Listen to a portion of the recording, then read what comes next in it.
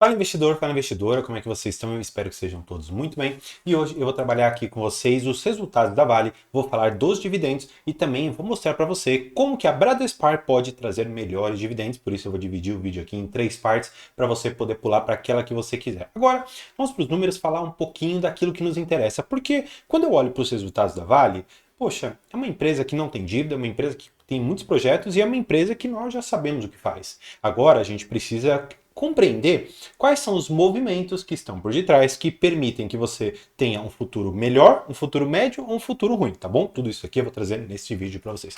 Primeira coisa, né? Você precisa saber, basicamente, o desempenho por segmento. A solução de minério, né, ou basicamente a venda do minério de ferro, a contribuição para o EBITDA, não é novidade, tá bom? Varia ali 5%, 10%, 3%, sempre fica rodando aqui nessa margem. Então não é nada que você deve se preocupar tanto. Agora, o que eu acho que vale a pena você ter assim uma noção melhor e ler as letras miúdas, porque eu aposto que muitas pessoas não fazem isso, são os metais para a transição energética. Se você for compreender o quanto que você tem de contribuição destes metais para o EBITDA total em relação ao minério de ferro, olha só que interessante. Aqui já estamos falando de uma contribuição de mais de 10%. Falando aqui no semestre, basicamente também ali os seus 8%, no semestre do ano anterior já foi aqui um pouco mais. Então você pode enxergar que com as oscilações que são típicas desse cenário ali de commodities, os metais da transição energética estão sim trazendo bons resultados para a Vale, abrindo ali um leque de oportunidades para ela expandir em determinados segmentos. Só que é claro e é fato que ela está investindo muito mais realmente naquilo que é o core, naquilo que é o principal dela, que é a própria extração do minério de ferro. Mas por que eu falo que é bom ler as letras miúdas? Porque eles colocam aqui, em relação aos metais para a transição energética, o seguinte: com base nas projeções atuais, para os volumes e preços das commodities, o reconhecimento total de todos esses metais para a transição energética ocorrerá quando? Em 2027, eles colocam aqui. Ou seja, eles ainda não estão reconhecendo no balanço todo o resultado que os metais da transição energética podem dar, porque muito disso, por conta daquela junção que a Vale fez do Base Metals lá, que é uma, vamos dizer assim, junção, uma JV, né, uma joint venture muito interessante que fez para expandir nesse segmento, está trazendo aos poucos aqui resultados. Mas claro, isso aqui é algo que você já deve saber, e eu aposto que isso daqui é uma das coisas mais importantes que você deve ter em mente em relação à Vale. Por quê? Eu quero mostrar um pouco dos indicadores de endividamento, porque isso daqui é o que me deixa ainda mais seguro para pensar no investimento na Vale. Por quê? Quando eu vejo na dívida líquida, EBITDA ajustado, poxa, menor do que uma vez. Gente, é muito, muito pouco. E outra, você pode ver que, no geral, aqui, a dívida líquida dela sempre ficou bastante baixa, ou seja, menor do que uma vez. Só que é importante você ter a diferenciação, e aí isso sim pode trazer um certo impacto, a diferença do que é a sua dívida líquida, porque a dívida líquida está mais atrelada com aquilo que já é reconhecido em balanço e seria a dívida que ela tem para pagar suas operações, diferente das indenizações que ela tem que pagar por conta das tragédias que nós conhecemos de Brumadinho e Mariana, tá bom? Então é importante você diferenciar uma coisa e outra. Por quê? O mercado ele havia precificado o seguinte: se a Vale, no acordo que tem lá, tiver que pagar 160 bilhões de reais, vamos precificar de uma forma. Se ela tiver que pagar 180 bilhões, vamos precificar de outra forma. Outra, eles vão fazer um acordo de parcelamento de 20 anos. Só que a AGU, ela decidiu falar, olha, eu não quero mais em 20 anos, eu quero em 15, quero em 14, e tudo isso é colocado no preço porque à medida que esse resultado ele vai impactando a empresa, você precisa saber como que isso vai ser colocado ali na balança, tá bom? Então, é muito importante você diferenciar o que é o endividamento em relação às suas atividades, em relação ao seu CAPEX, em relação à sua melhoria operacional e aquilo que é o endividamento em relação às indenizações. Uma coisa vai passar pelo caixa e a outra não vai passar pela DRE, tá bom? É importante você saber disso. Vamos seguir aqui um pouco. Eles mostram um pouco do fluxo de caixa livre neste trimestre aqui em especial. Eles queimaram um pouquinho de caixa, mas com um devido respeito. Queimar aqui 178 milhões de dólares não é nada para essa empresa, considerando que ela tem uma dívida líquida EBITDA bastante tranquila, ou seja, menor do que 1, e ela tem aqui 3 bilhões de dólares, na verdade, agora 2,8 bilhões de dólares em termos de caixa livre para ela fazer o que ela quiser. E exatamente pensando no caixa livre que ela fez aqui o pagamento de dividendos, vou até trazer aqui para vocês, ela vai pagar o valor, esse daqui não é o valor líquido, tá bom? Esse daqui é o valor bruto de R$ 2 por ação, tá bom? R$ 2,09, mas eu já vou mostrar para vocês aqui quanto que isso fica, porque eu fiz uma planilha bem legal aqui para você. Nessa planilha, deixa eu trazer aqui para vocês, eu fiz a conta, é bem simples, eu peguei a quanto que seria o valor bruto, né? Porque eu estou falando aqui de um valor que seria pago a título de juros sobre capital próprio, retirei os 15% e ficou o valor aqui de R$ 1,94. Em relação ao preço que hoje a Vale está, que está girando ali na casa dos seus 61, a gente pode pegar isso daqui que daria um dividend yield na ordem de 3,18%. André, é um bom dividendo para um anúncio? Poxa, maravilha, é um excelente dividendo. Mas onde que eu acho que está o principal valor da Vale? E eu já volto aqui para falar da Bradespar para vocês. Eu acredito que o principal valor da Vale está neste gráfico aqui.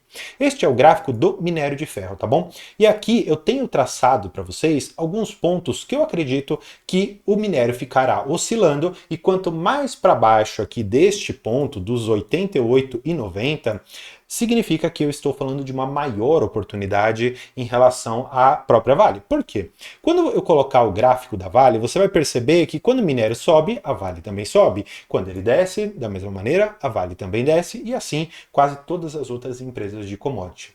No entanto, a Vale tem uma especial problemática em relação a alguma, vamos dizer assim, ingerência estatal, alguma ingerência do atual governo, que quer ali colocar algumas pessoas para dentro, que quer fazer algum tipo de cabide político lá, que não tem sido muito bem visto e não tem sido permitido dentro da companhia. E aí, para fazer uma pressão indireta, estão tentando ali barrar algumas licenças, tirar algumas outras, exigir uma indenização, enfim, são coisas que estão dentro do cenário político que impactam na empresa, mas veja que não estou falando de política em si, eu estou falando de fatos políticos que são coisas totalmente diferentes, mas que impactam nos seus investimentos. Agora, vamos voltar para esse gráfico aqui.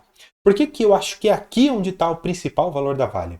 Porque este valor aqui de 106 não é o valor que a Vale ela negocia os seus minérios. Porque todo mundo sabe que a Vale ela tem, especialmente lá em Carajás, onde ela está fazendo a mina do S11D, ela tem o melhor minério, a melhor qualidade do minério, que exatamente por essa qualidade é vendido num valor mais alto. Ou seja, se hoje está a 106, a Vale está conseguindo vender, por exemplo, a 120.